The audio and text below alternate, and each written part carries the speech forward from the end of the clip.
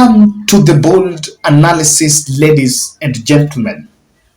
I analyzed in one of my previous videos last week that immediately William Ruto and Rigathi Gachagua were sworn in, they dropped their manifesto and were actually operating on a different trajectory. And just even before a month, Moses Kuria is back with a bombshell.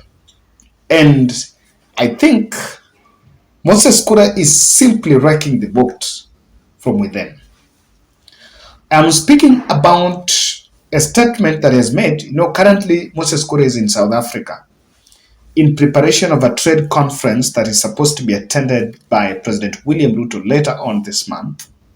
I think even later on this week.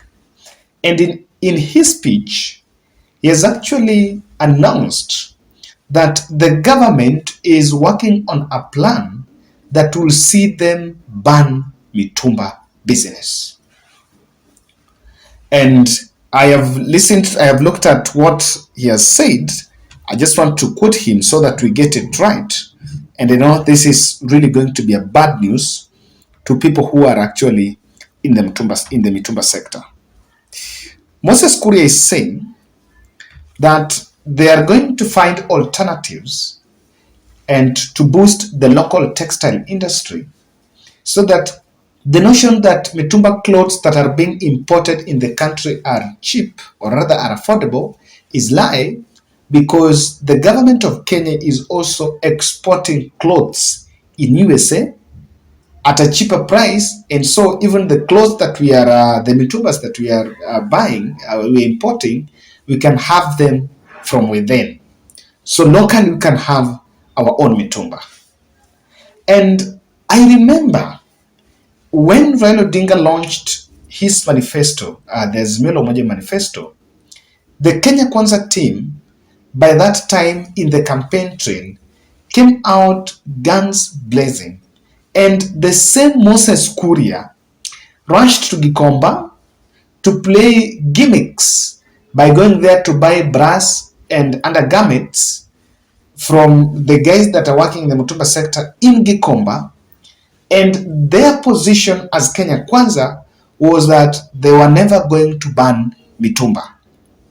What Moses Kuria is saying now in South Africa is not new, because Raila made that statement here that we needed to have alternative, boost our textile industry, and then from that we can reduce, actually on Raila Odinga's manifesto, that we can reduce on the Mitumba imports, because that is what is also killing our local textile industry. And by that time, Raila Odinga was branded an enemy of the guys in Mitumba.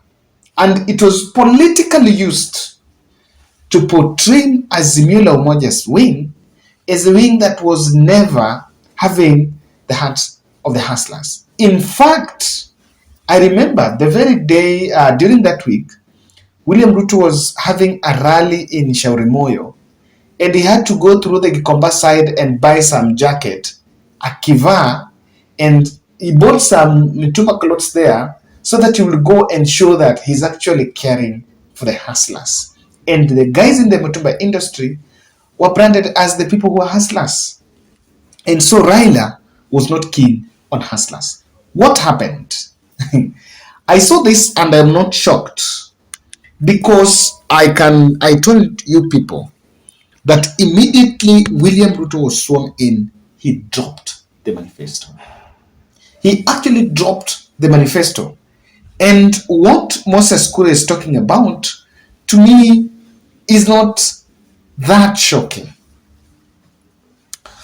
It's not really something that is shocking. It's something that, for me, I will interpret it in different ways. I want to give you that interpretation, and so that you can have a bigger picture on the bearing Moses Kuria is having. Kindly subscribe to our channel, click the notification bell, and also like our video. If you can trace, retract the video, of Moses Kuria going to Gikomba. I've checked that video in his Facebook page and I've not seen it. I think his social media team and kama wameitoa because they didn't want maybe Kenyans to rush for it. If you can track that video, please share it with us in the WhatsApp. Maybe we'll use it because this is going to be a very emotive topic. And what is exactly playing out now? Moses Kuria is committing a blunder. And this blunder is not just deliberate. This is something intentional. This is something intentional. And it actually shows the Kenyan voter the hypocrisy in political messaging. This is how it hurts William Ruto government. You know, if you look at the transition from the campaign period to governance, it's short. It was just a matter of 1 month. When you are sworn in 1 month, people want to see you now doing the things you promised. And when you see a Kenya Kwanza team changing their position on that emotive Mitumba issue, while at the campaign trail, they trashed Raila Odinga, that Raila Odinga wanted to ban Mitumba, then it only shows the Kenyan voter that Mr. Politician is hypocritical. And it's just the tip of the iceberg. There is more to expect. There are a lot of things that were in the campaign trail and they will be reversed because they were not realistic. It was more of assumption. Of course, I agree with people who will just say it was message to get votes.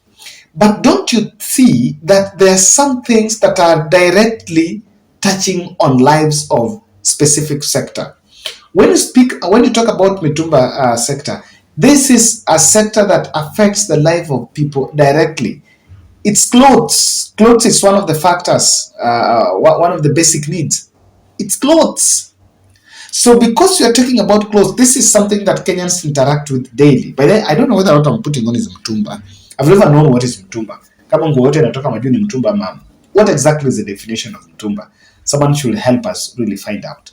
And when I saw this message, I spoke to my good friend Sophie, and she was telling me that now hata cost ya, because unajua wanajaza container, so like if you're importing from one place like from China, from Dubai or so, mnajaza container, so nyinyi mnakuwa kama wengi, not just one person, mnakuwa kama wengi, mnajaza container, mnaletewa, then mnagawa. So they're actually saying that the cost is now high and there is a lot of bureaucracy hurdles in it. So what Moses Kuria is saying is not just a statement. Already the people in the Mitumba industry are complaining that the cost of even importing the issue and the bureaucracy, the kind of steps that you need to take are becoming strained, and there are some people that are not privileged enough that may even walk out of the business. And to the Kenyan voter, this is the real face of the politician. Now, this is the problem that William Ruto is having of taking people to cabinet, people who are at the campaign trail. You know, now Moses Kuria is your cabinet secretary for investment and trade, and Moses Kuria was in the campaign trail. If you will be having someone from the professional, from the academia, coming in the cabinet and making this pronouncement and speaking on it in the interest of protecting our textile industries, Kenyans will excuse him. Kenyans will excuse him or her. But Moses Kuria, who was a politician, making all the inserts in the campaign trail, making such a blunder, I am telling you, it's actually denting the image and the integrity, the honesty in government. Then, this and another indication from this Moses Kuria statement is the Hustler Manifesto was dropped in the gates of Kasarani. That manifesto is not anywhere. I'm saying I analyzed earlier that manifesto was dropped. That's what's happening. Because the Hustler Manifesto was just, everything was just branded hustler. But in real sense, that's not it. when it comes to government, there are a lot of issues that now we need to address. What will kill William Ruto government is boardroom economics. Moses Kuria is speaking out of boardroom economics. These people, experts that have sat down to be having the medicine and what is going to fix our economy, are just making all the blunders that William Ruto is supposed to make in his first term. They're making Ruto make all the blunders. I know the same people that have told the president about agricultural economics and how we are going to reduce production and not consumption are the same people that have told the president that we can produce our own Mitumba here, we need to ban. You know what happens, and normally this is the challenge, when you depend more on most of these experts, you sometimes get on the way, because wengi, I know even if you are to sit here with two experts, they will differ. Kuna mwingine atatuambia let's ban Mitumba, kuna mwingine atatuambia to ban Mitumba. So mchuzi hapa inaharibika. And what is bringing this is boardroom economics. Let's just accept precedents. Someone tell the president, Moses Kuria and the government, do this. Accept precedents. The government is not coming from the moon. The government has been here. It is not Kenya Kwanza government being the first government. We've had government for the last like 60 something years. We've had Mitumba here for long. And you know the challenges that comes with a cabinet minister, cabinet secretary coming to make such a pronouncement. Your junior officers will take advantage. That's it. So, a decision by President William Ruto and Rigathi Gachagua to solve everything, every problem now is unrealistic. It's impractical, and it won't work.